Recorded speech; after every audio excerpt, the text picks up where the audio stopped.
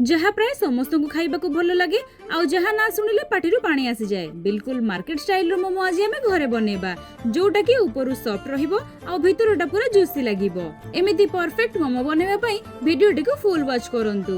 मोमो बनेबा पई प्रथमे एठी मु बंधाकोबी को पूरा छोट छोट करी काटी नेइची। आपण ग्लास किंबा चोपर सहाय्य रे मध्ये याकू काटी परिबे। परे किछि कैप्सिकम, गाजर, रसुण, अदा, कंचा लंका आउ पियाज को भी एमिति छोट छोट करी काटिची। मोमोर स्टफिंग पई आपण चाहिले पनीर, मशरूम, सोयाबीन इत्यादि को भी आपण ऐड करि परिबे।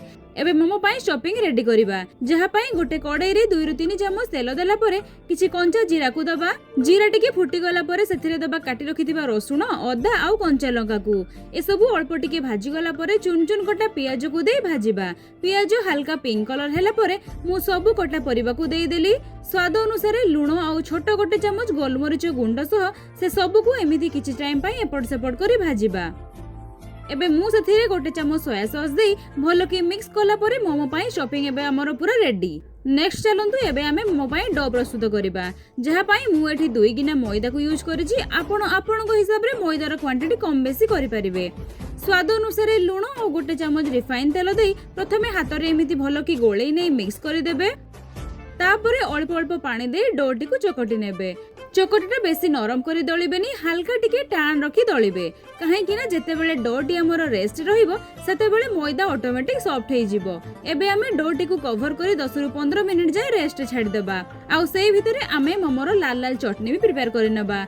आउ ता पाई मु 2टी टमाटो को ऊपर एमिति कट लगेई देइछि, जहा द्वारा टमाटो जल्दी सिझि जिवो। आउ सेति पाई 10 ରୁ 12 कोला रसुण आउ 4टी सुखिला लंका नेइछि। मोमो पाई टमाटो चटनी एमिति रे भी टिके राग थाए, तो सेति पाई राग आपण कम बेसी भी करि परिबे।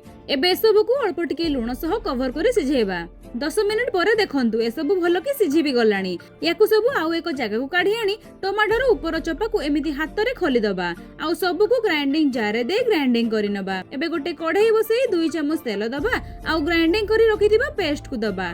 सेथिरे दबा गोटे चामच सोया सॉस, टेस्ट को बैलेंस करिया पई आधा चामच चीनी आउ स्वाद अनुसार लुण। एबे ताको भलो कि गोळेला परे किछि टाइम फुटिया पई छाडिबा। देखि पारुथिबे एबे हमर मोमोर चटनी पूरा रेडी। एबे रेस्ट रे थिबा डो को आनी आउ हल्का टिके चकटी नबा। आउ सेथिरु एमिति छोट छोट बॉल करि नबा। 2 पापुली मझिरे रखी सबु को गोल करि नबा। आउ अल्प मैदा सह सबु पूरी को एमिति बेली नबा। बेलिबा बेले हल्का हाथ रे बेलिबे। आउ पूरी रो साइड को टिके पतला रखी मझी पोर्शन को टिके मोटा रखिबे। देखि पारुथिबे मो पूरी रो थिकनेस को। सबु पूरी एबे मोर पूरा रेडी हे जाईछि। एबे पूरी को नेबे आउ ता चारि पाख को आंगुली द्वारा एमिति पानी मारी नेबे। एबे पूर्वरु बनै रखिदिबा स्टफिंग को देई मोमोर शेप देबे। देखंतु मु फर्स्ट गोटे साइड को जॉइन करि देली, परे डाहाण पट को एमिति फोल्ड करी करी बाम पट सह जॉइन करि देली। एटा बहुत इजी प्रोसेस। साड़ी रो कुंच पकेया भली फोल्ड करी करी गोटे साइड को आर पाख साइड सह आंगुली रे प्रेस करी करी जॉइन करि देबे। बस गोटे दिटा बनेला परे आपण मानकर भी प्रैक्टिस हे जिवो। एबे सब मोमो हमर पूरा रेडी हे जाईछि। एबे ताको स्टीम देवा पाली। स्टीमर रे पानी देई गरम हैला परे गोटे जाली बसेबे। आउ ता ऊपर टिके तेल को ग्रीस करि नेबे, जहा द्वारा मोमो गुडी को आउ कहा देह रे लागिबोनी। एबे गोटी गोटी करी सब मोमो को कवर करी स्टीम करि नबा। 15 मिनिट परे खोली देखिबे तो मोमो गुडी को पूरा ट्रांसपेरेंट हे जाइथिबो। आउ हाथ को धरिले सुखिला लागुथिबो।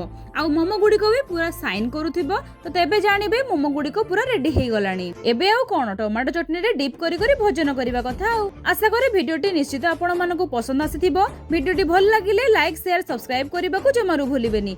आउ निज निजर मतामत लेखिबा को जेमिति जमारू भूलिबेनी। रहुची पुणी देखाबा आउ गोटे नुवा रेसिपी सह।